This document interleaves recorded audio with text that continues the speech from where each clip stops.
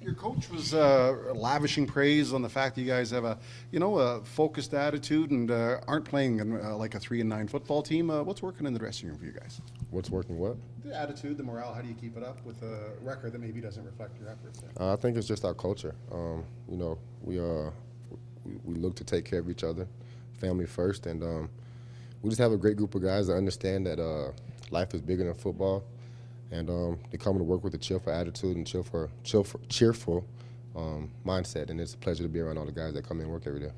What do you think the biggest challenge in Calgary's defense is going to present? They play very well together. They have a very, very physical and talented front seven.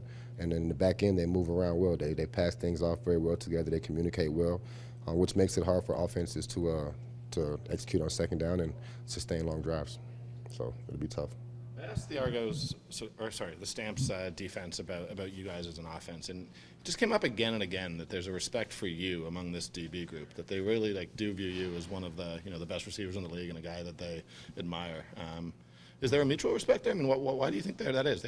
Not everyone talks about players around the league the way they seem to talk about you. I wouldn't know, man. I'm honored. I'm honored, humbled. Because I think at the end of the day, you play this game to be respected by your peers.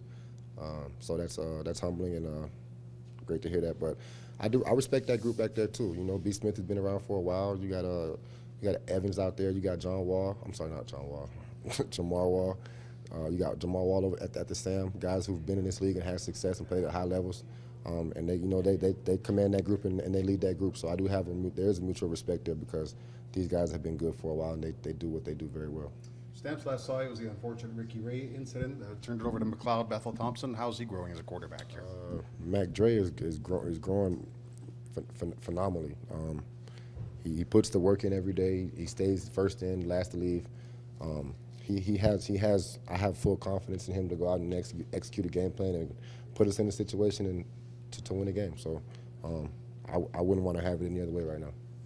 SJ, are you a guy that once in a while looks at the standings, sees where you are in relation to playoffs, or did you just approach every day as just do the best for that particular day? I mean, I do have a win-the-day mindset. In the back of my mind, I'm kind of aware of the standings. I couldn't tell you exactly where everybody sits, but I'm aware of the circumstances and what it's going to take for us to get where we want to go.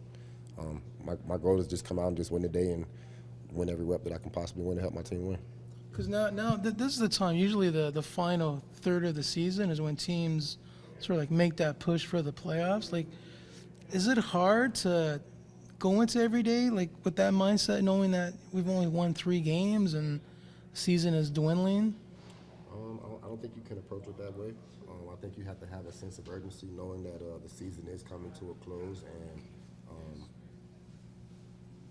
either you win or go home, And me personally, I feel like, we've had the mindset and thought process of playing in playoff football the past 4 or 5 weeks, understanding that we put ourselves behind the 8 ball early in the season. So, we're at a point now, we're at that crossroad where we have to either win or go home. So it's just, in my mind, it's being a professional athlete and just knowing that every day you have to show up to work and fight and be prepared to go out and be a professional.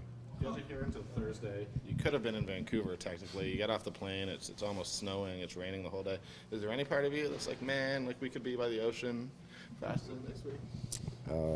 I'm from Florida, so I live at the ocean.